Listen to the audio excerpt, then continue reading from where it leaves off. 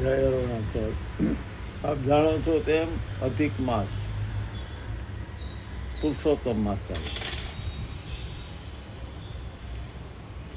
લોકવાર્તા, લોકકથા અને લોકમુખેથી બોલાતી પરંપરાગત વર્ષોથી અમુક વાર્તાઓ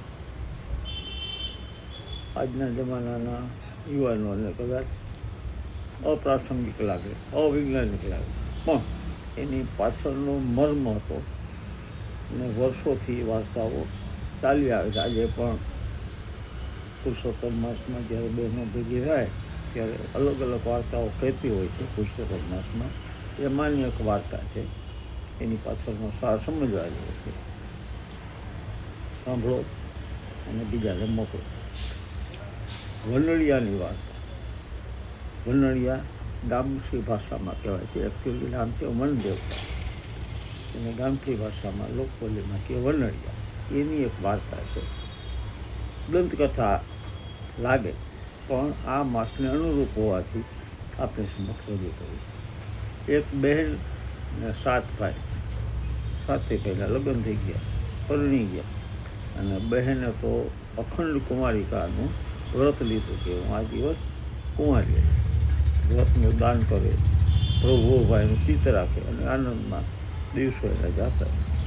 પુરુષ માત્ર નહીં, ભાઈ માને, કારણ વિના કોઈ પુરુષ સાથે બોલે એ સામે જુએ.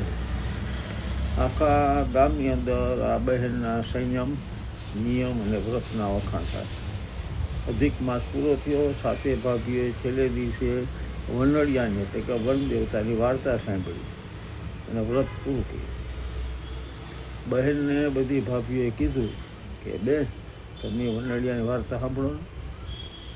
બેને કીધું ભાભીઓ, હું તો ઈશ્વર સિવાય બીજા કોઈ પુરુષ દેવતા માનતી નથી. હું ભલે મારો ભગવાન બોલો. વાત સાંભળીને વન દેવતા એટલે કે વનળિયા દેવ ક્રોધે ભરાણ અને એને આ બેનને કાળી ટીલી ચડે એવો પ્રયત્ન કરવા લાગ્યો. વહેલી સવારે ઉઠી નદીએ જાય, ત્યાં વનળિયો આવે અને પથારીમાં ફૂલ નાખે, ફૂલેલ સાથે અબીલ ગુલાલ કંકુ નાખે. જેવો પથારી ઉપાડવા આવે ને ત્યારે બધું મહેક થવા મળે. ફૂલ પંદરી વેરાયેલી હોય, બધા એકબીજાના ગામમાં કહેવા માંડ્યા કે કાંઈક છે દાળમાં કાઢું. આમ ધીમે ધીમે વાત ફેલાઈ ગઈ. મોટા ભાઈને વિચારે કે લોકો ગમે તે કહે, પણ આંખે જોયા વગર મનાય નહીં, બેન ઉપર આળ લગાડાય નહીં. એ બધા ઊંઘી ગયા. ત્યારે ભાઈ તો ઉઘાડી તલવાર લઈને બેન ઓરડા પાછળ સંતાઈ ગયા. પરોઠિયું થવાય, બેન ઉઠી નદીએ ગઈ. ત્યાં પુરુષ અને ફૂલની પાખડીઓ પથારીમાં ફરવા માંડ્યો, અબીલ ગુલાલ લઈ હાલવા ગયો. ત્યાં મોટા ભાઈ રાડ પાડી, ઉભો રહે, કોણ છો? મારી બેન માથે કલંક લગાડવા આવ્યો કે હું વનદેવતા. પુરુષોત્તમ માસ કરીને છેલ્લે દિવસે જો કોઈ મારી વાર્તા ન સાંભળે તો હું એના ઉપર કોઈને કોઈ રીતે કલંક ચડાવું છું. તારી બેને મારી વાર્તા ન સાંભળે એટલે મારે આવું કરું. તો કે હવે એવું શું કરીએ કે મારી બેનનું કલંક જોવાઈ જાય?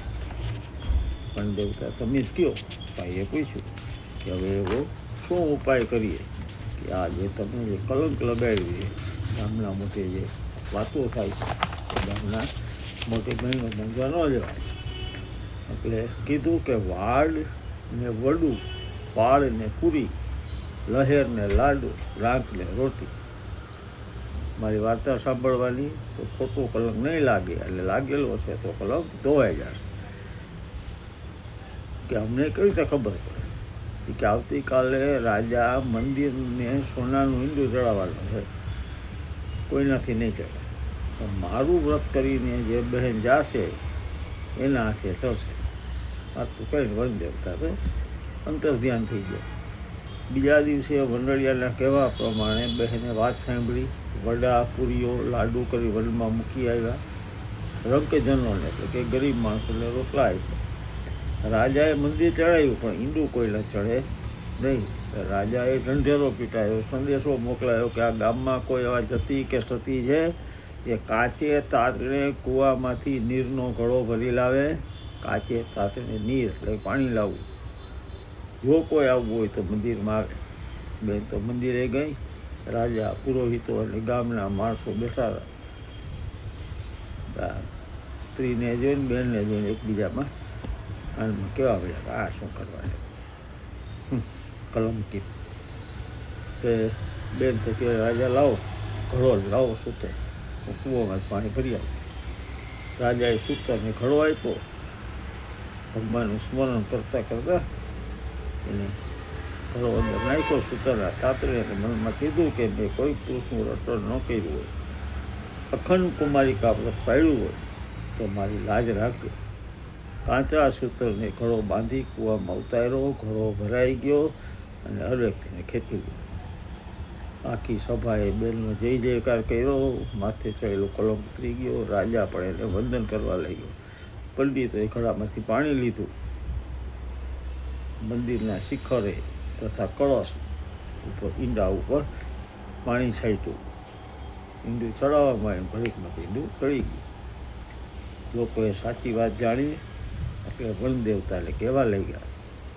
પુરુષોત્તમ માસમાં તમને ખબર હશે બેનો ભેગા થઈ આ ગીત ગાતા હોય છે કે વનડિયા તું વલડીશમાં, વલડિયા તું વલડીશમાં, ભાઈની બેનને કનડીશમાં, કુડા કલમ ચડાવીશમાં, સતમા શંખ જગાવીશમાં.